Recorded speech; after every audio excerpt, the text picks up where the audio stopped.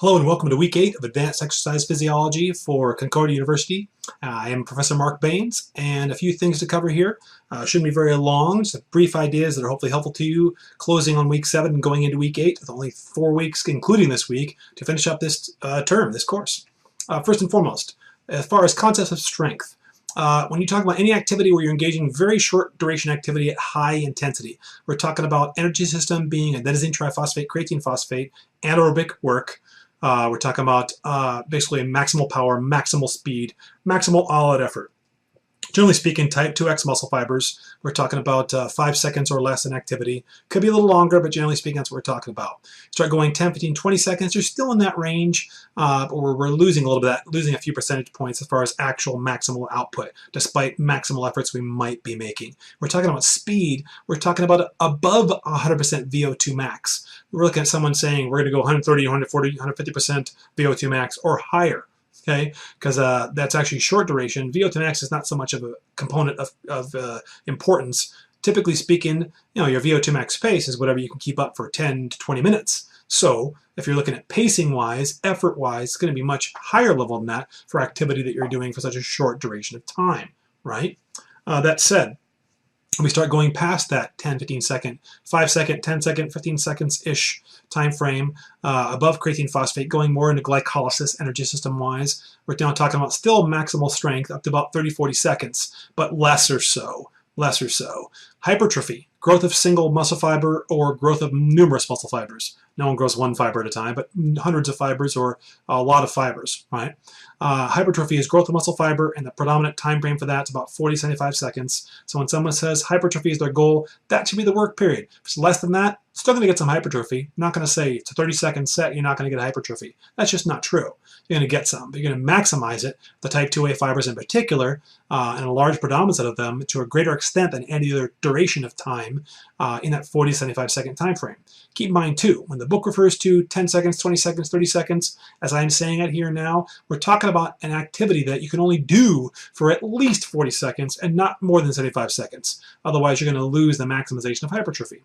Same with power. If you can still go for 20 seconds, you're going to get power. If you're trying to get faster or produce more force over that period, there's an aspect of force and distance, and it's still, if you're getting better with your timing, all the things are going to affect power. But maximal power is very, very, very short, ultra short term duration of time for effort. Okay, and we start going towards endurance strength, or strength endurance, really, we should say.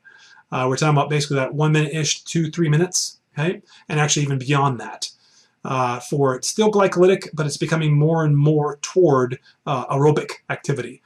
Your book refers to it around 3 minutes or so. Now you're looking at something, if your all-out activity is what we're talking about, all-out duration or effort activity. We're talking about something as high as now about, at 3 minutes, about 60% aerobic and about 40% anaerobic. Whereas around 2 minutes, it's still about 2/3, closer to 65, 70%-ish more anaerobic and 30-35% aerobic around that 2 minute time frame. You'll see some variations in some sources with that about 5-10% either way, but generally speaking, you're still predominantly anaerobic by quite a bit. Any activity you can do for 2 minutes or less and not much more than that at that same speed or rate of force production, okay?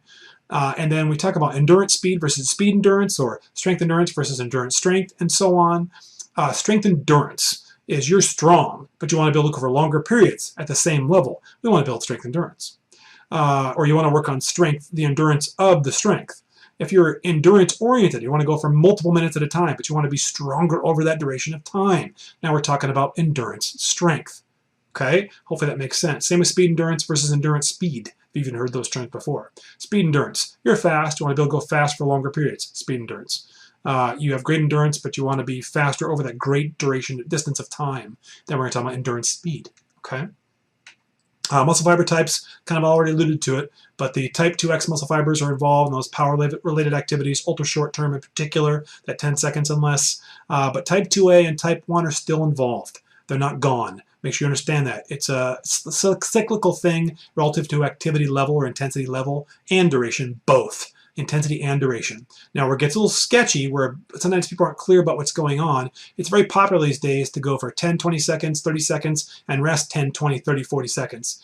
Like, It's a really odd time frame, and I think at times they're not really clear about exercise physiology or about the concepts of physiology as a whole, how the cells respond to stress. What you're really doing is a work output duration that seems to imply anaerobic work.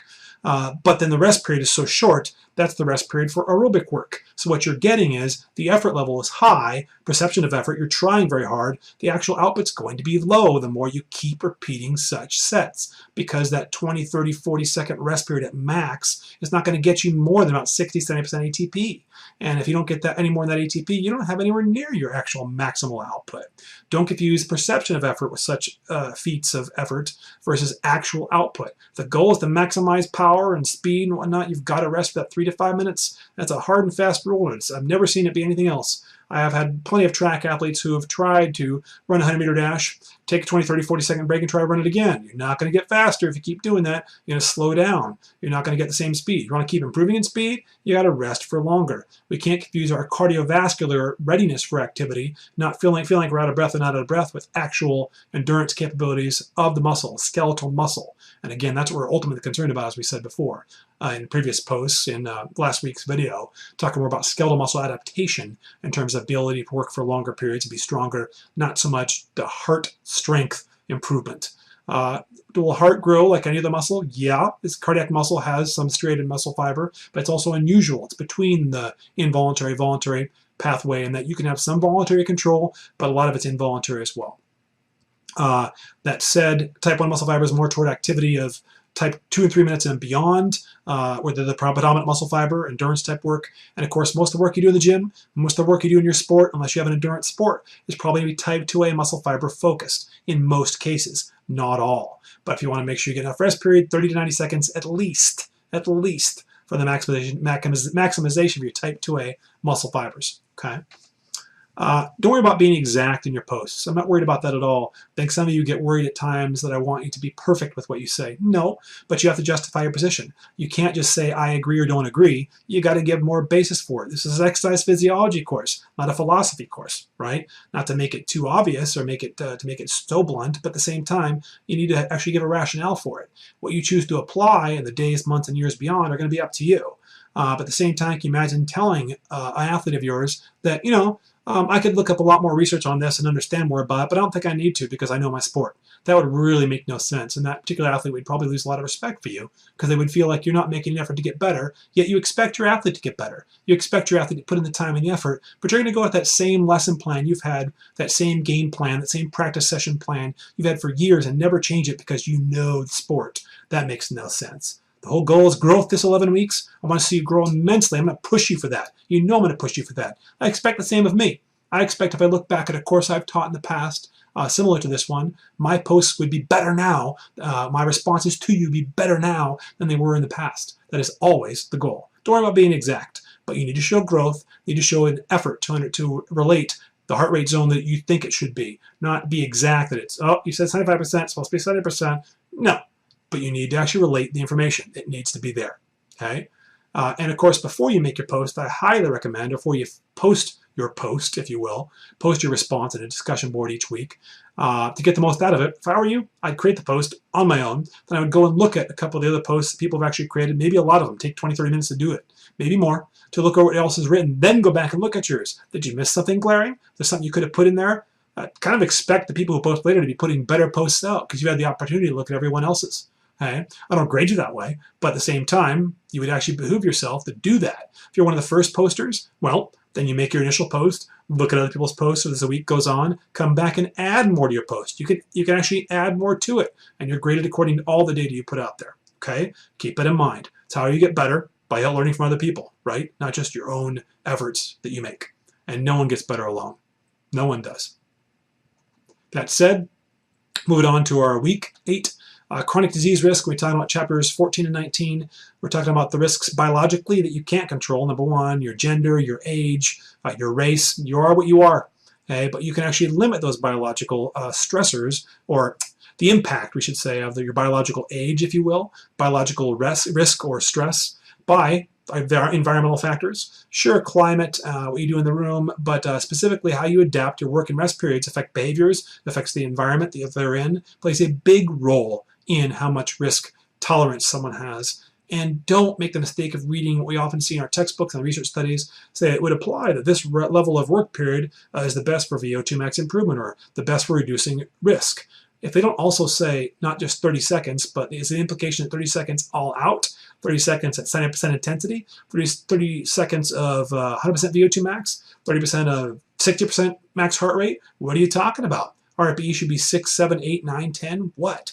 Those are the clarifications you need to make. They don't always make them. So in order to show that you have the understanding of it, you need to make sure you're making those statements in your posts and information you create so that it becomes a piece of cake over time. It really does for breaking down the expectations you have for your practices, for your gains, for your athletes, and applying this information longer term.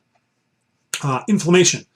To avoid long-term chronic risk. Short-term risk is, something you get an injury and it's gone in a few weeks. Once it persists for 6 months or more, it's referred to as a chronic issue.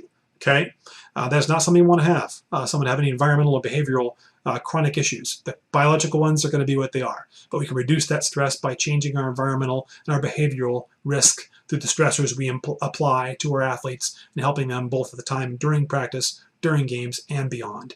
Inflammation happens naturally. Blood flows to the area, water flows to the area with the blood, right? Nutrients delivered to a tissue.